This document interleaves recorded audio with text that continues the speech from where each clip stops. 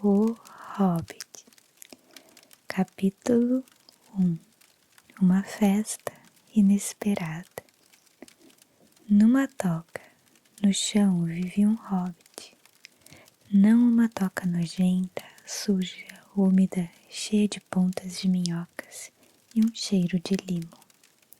Nem tampouco uma toca seca, vazia, arenosa, sem nenhum lugar onde se sentar ou onde comer.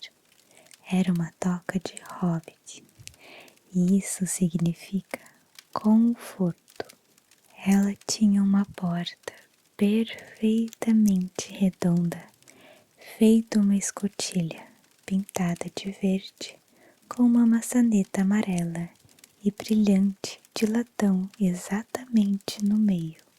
A porta se abria para um corredor em forma de tubo, feito um túnel muito confortável, sem fumaça, de paredes com painéis e assoalhos azulejados e acarpetados, com cadeiras enceradas e montes de cabedeiros. O hobbit apreciava visitas. O túnel seguia em frente, continuando quase, mas não totalmente, em linha reta, pela encosta da colina. A colina, como toda a gente por muitas milhas ao redor achava, e muitas portinhas redondas se abriam a partir dele, primeiro de um lado e depois do outro. Nada de segundo andar para o hobbit. Quartos, banheiros, adagas, despensas, muitas dessas, armários. Ele tinha cômodos inteiros dedicados a roupas, cozinha, sala de jantar. Todos ficavam no mesmo andar e, de fato, na mesma passagem. Os melhores cômodos estavam todos do lado esquerdo de quem entrava, pois esses eram os únicos a ter janelas fundas e redondas, que davam para o jardim dele e para os prados mais distantes que desciam até o rio. Esse era um hobbit muito bem de vida, e seu nome era Bolseiro. Os bolseiros tinham vivido na vizinhança da colina desde os tempos imemoriais, e as pessoas os consideravam muito respeitáveis, não apenas porque a maioria deles era rica, mas também porque nunca participava de aventuras nem fazia nada inesperado. Dava para saber o que o bolseiro diria sobre qualquer questão sem o incômodo de perguntar a ele.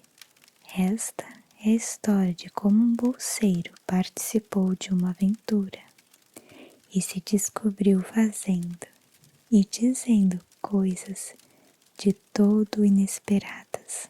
Ele pôde ter perdido o respeito dos vizinhos, mas ganhou. Bem, você vai ver se ele ganhou alguma coisa no final. A mãe desse hobbit, em particular. O que é um hobbit? Suponho que os hobbits exijam algum tipo de descrição hoje em dia, já que se tornaram raros e arredios em relação ao povo grande, como os chamam. Eles são ou eram um povo pequeno, com cerca da metade da nossa altura, e menores do que os anões barbados. Hobbits não têm barba, há pouca ou nenhuma mágica neles, exceto a do tipo comum e cotidiano, que os ajuda a desaparecer em silêncio e rapidamente quando gente estúpida e grande como você e eu chega desengonçada, fazendo barulho feito o de elefantes, que eles conseguem escutar 1 milha de distância. Têm inclinação a serem gordos na barriga. Vestem-se com cores vivas, principalmente verde e amarelo. Não usam sapatos porque seus pés têm solas cascudas naturais e pelos grossos, quentinhos e castanhos como os dos cabelos da cabeça, que são encaracolados. Possuem dedos compridos, hábeis e morenos, rostos bem-humorados e dão risadas profundas e animadas, especialmente depois do jantar, que consomem 2 vezes por dia quando conseguem. Agora você sabe o suficiente para continuar. Como eu ia dizendo, a mãe desse hobbit, isto é, de Bilbo Bolseiro, era a famosa Belladonna Tuck, uma das 3 impressionantes filhas do velho Tuck, chefe dos hobbits, que viviam no outro lago do Água, o pequeno rio que corria aos pés da colina. Dizia-se com frequência em outras famílias que muito tempo antes, dizia-se com frequência em outras famílias que muito tempo antes, um dos ancestrais dos Tucks devia ter se casado com uma fada. Isso era, é claro, um absurdo, mas certamente ainda havia algo de não inteiramente hobbit quanto a eles, e de vez em quando membros do clã Tuck acabavam se metendo em aventuras, desapareciam discretamente e a família abafava o caso, mas isso não mudava o fato de que os Tuck não eram tão respeitáveis quanto os bolseiros, embora fossem indubitavelmente mais ricos. Não que a Belladonna Tuck jamais tenha se metido em aventuras depois que se tornou a senhora Bungo Bolseiro. Bungo, que era o pai do Bilbo, construiu para ela, e em parte com o dinheiro dela, a toca de hobbit mais luxuosa que podia ser encontrada sobre a colina, ou do outro lado da colina, ou atravessando a água, e ali permaneceram até o fim de seus dias. Mesmo assim, é provável que Bilbo, único filho de Belladonna, embora tivesse aparência e comportamento exatamente iguais a uma segunda edição de seu pai sólido e acomodado, houvesse herdado alguma coisa esquisita do lado Tuck, algo que estava só esperando uma chance para aparecer. A chance nunca chegava, e nisso Bilbo cresceu. Chegou a uns 50 anos de idade e continuou vivendo na linda toca de hobbit construída por seu pai, que eu acabei de descrever a você, até que na verdade parecia ter sossegado o ponto de ficar imóvel. Por algum acaso curioso, em certa manhã, muito tempo atrás, na quietude do mundo, quando havia menos barulho e mais verde e os hobbits ainda eram numerosos e prósperos, Bilbo estava de pé à porta depois do café da manhã, fumando um cachimbo de madeira enormemente comprido que quase chegava aos seus dedos dos pés peludos, cuidadosamente escovados. Gandalf apareceu. Gandalf, se você tivesse ouvido só um quarto do que já ouvi sobre ele, e eu só ouvi muito pouco do que há para se ouvir, estaria preparado para qualquer tipo de história impressionante. Histórias e aventuras brotavam por todo lado, onde quer que ele fosse, de maneira mais extraordinária. Ele não tinha passado por aquelas partes sobre a colina por anos e anos. Não, desde que seu amigo, O velho Tuk tinha morrido e os hobbits quase haviam se esquecido de sua aparência. Tinha viajado para o outro lado da colina e cruzado o água para resolver assuntos seus desde que todos eram pequenos, meninos hobbits e meninas hobbits. Tudo o que o desavisado Bilbo viu naquela manhã foi um velho com um cajado. Tinha um chapéu azul alto e pontudo, um longo manto cinzento, um cachecol prateado, por cima da qual sua longa barba branca chegava até abaixo da cintura e imensas botas pretas. Bom dia, disse Bilbo. E era verdade. O sol estava brilhando e a grama estava muito verde. Mas Gandalf olhou para ele, debaixo de sobrancelhas longas e frondosas, que se projetavam mais para frente do que a aba de seu grande chapéu. O que quer dizer? Perguntou. Está me desejando um bom dia? Ou quer dizer que é um bom dia, quer eu queira ou não? Ou que você se sente bem neste dia? Ou que é um bom dia para ser bom? Tudo isso de uma vez, disse Bilbo. E é um bom dia muito bom para encher o cachimbo de tabaco ao ar livre, de quebra. Se trouxe um cachimbo, sente-se e pegue um pouco do meu tabaco. Não há pressa, temos o dia inteiro diante de nós. Então Bilbo se sentou num banco ao lado da porta, cruzou as pernas e soprou um belo anel cinzento de fumaça, que saiu navegando pelo ar, sem se desfazer, e flutuou para longe sobre a colina. Muito bonito, disse Gandalf, mas não tenho tempo para soprar anéis de fumaça nesta manhã. Estou procurando alguém para tomar parte numa aventura que estou arranjando e é muito difícil achar gente. Imagino que sim. Nestas partes somos gente simples e quieta e não queremos saber de aventuras. Coisas desagradáveis, perturbadoras, desconfortáveis fazem a gente se atrasar para o jantar. Não consigo imaginar o que alguém vê nelas, disse nosso senhor bolseiro, e enfiou um dedão debaixo dos suspensórios e soprou outro anel de fumaça, ainda maior. Então pegou suas cartas da manhã e começou a ler, fingindo não prestar mais atenção ao velho. Tinha decidido que ele não era bem da sua turma e queria que fosse embora, mas o velho não se mexeu. Ficou apoiado no seu bastão, olhando para o hobbit sem dizer nada, até que o Bilbo começou a se sentir desconfortável e até um pouco contrariado. Bom dia, disse ele por fim. Não queremos nenhuma aventura por aqui, obrigado.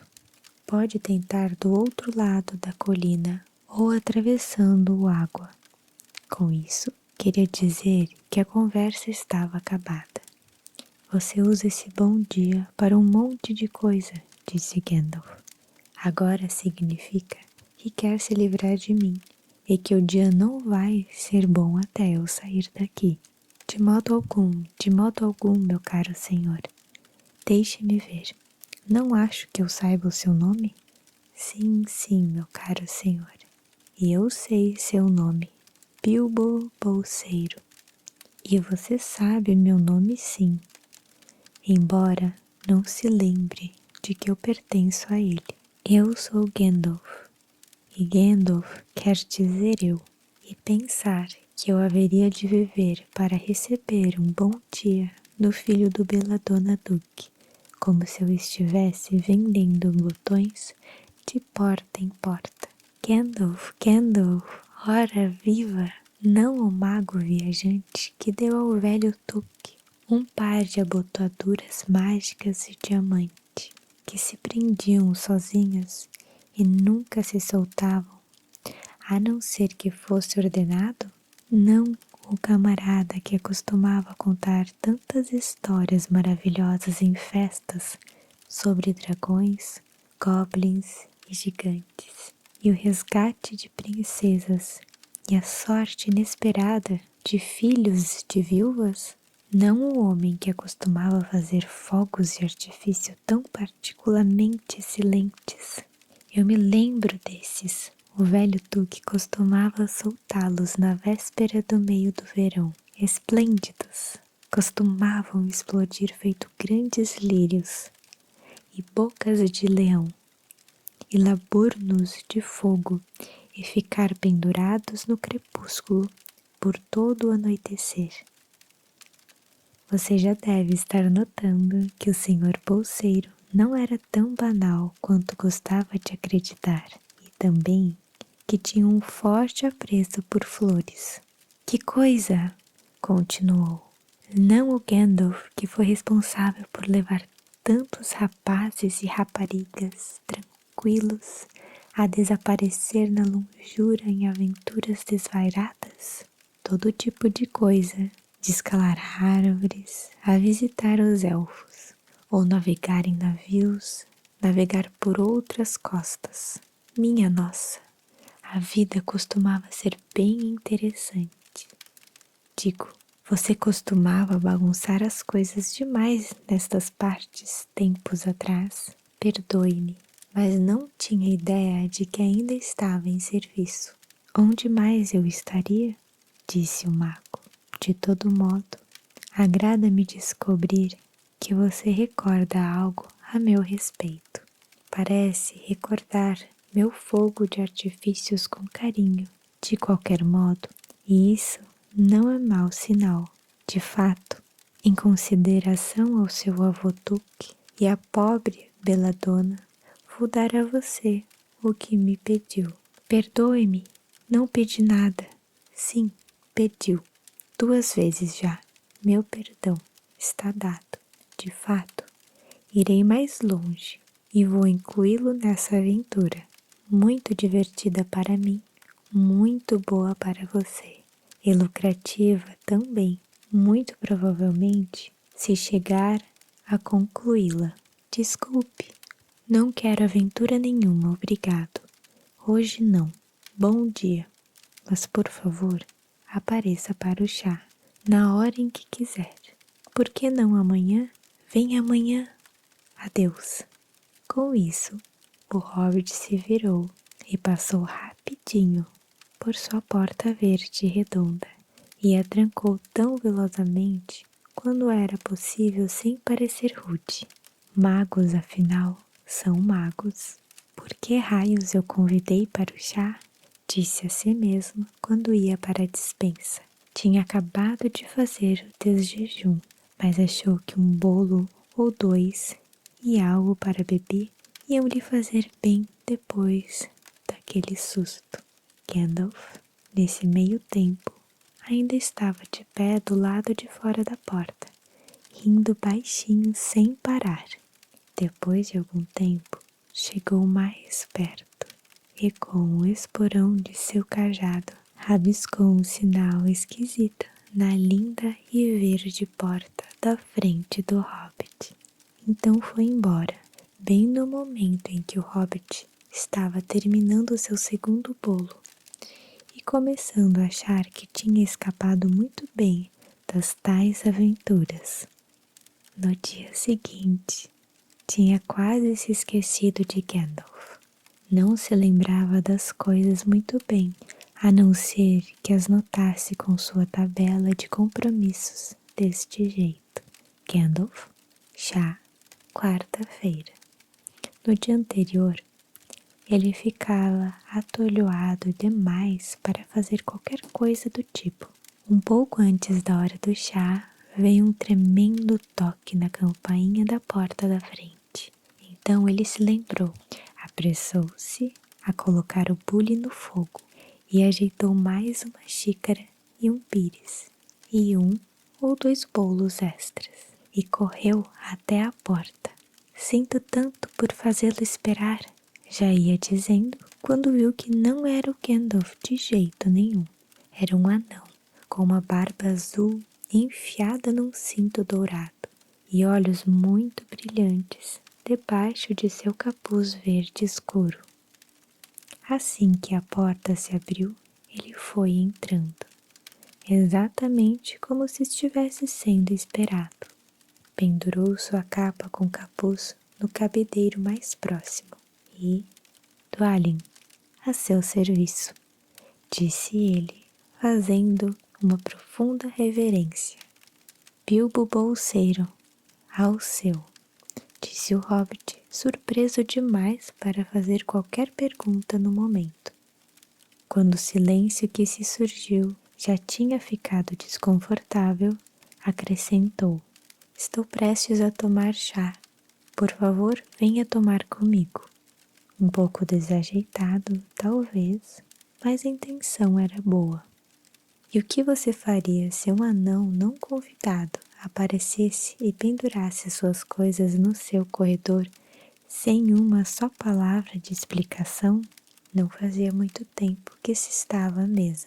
De fato, mal tinha chegado ao terceiro bolo, quando veio outro toque, ainda mais alto, da campainha.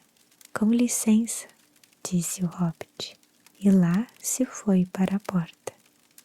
Então você chegou aqui afinal? Isso era o que ia dizer a Gandalf dessa vez. Mas não era Gandalf. Em vez dele, havia um anão que parecia muito velho na soleira, mas uma barba branca e um capuz escarlate. E também ele pulou para dentro assim que a porta se abriu, como se estivesse sido convidado. Vejo que eles já começaram a chegar, disse quando reparou no capuz verde de Dwalin pendurado ali. Pendurou o seu capuz vermelho do lado e, Balin, a seu serviço, disse ele com a mão no peito. Obrigado, disse Bilbo, engasgando.